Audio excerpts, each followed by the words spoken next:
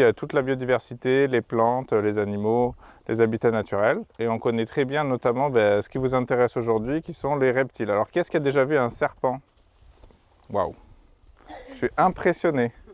En tout, on a à peu près 15 espèces qu'on peut retrouver dans la réserve. Les serpents, les lézards et les tortues, pour faire simple. Les serpents, pour eux, on est des prédateurs. Donc eux, ils se défendent comme si on voulait les manger, comme si on était un héron ou un aigle. Donc voilà, c'est pour ça qu'il ne faut pas essayer de les attraper. Et pour nous aider, on installe ce qu'on appelle des plaques à reptiles. Et c'est ça qu'on va installer ensemble cet après-midi. C'est du caoutchouc. En fait, c'est du matériel recyclé. C'est un matériau qui est très intéressant pour les reptiles parce que ça chauffe beaucoup au soleil.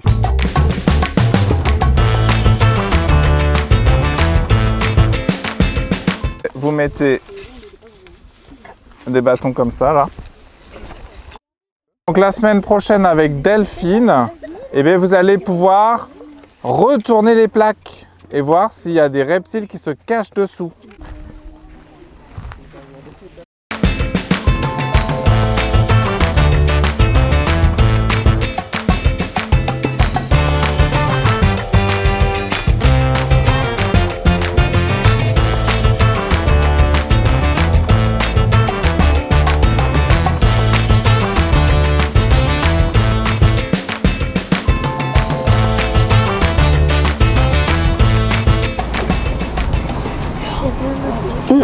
Pas de serpent. Par contre, il y a quand même des petites bestioles.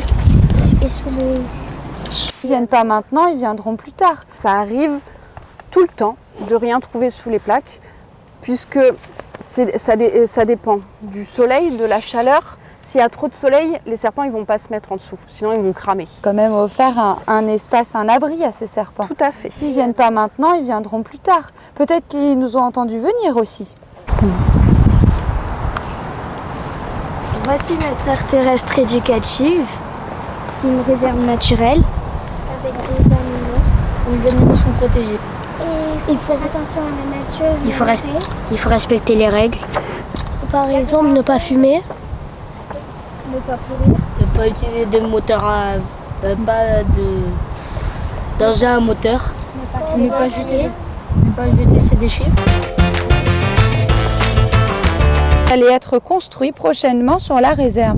Un observatoire qui permet d'aller voir les oiseaux sur le marais, de s'approcher un petit peu. Vous vous souvenez?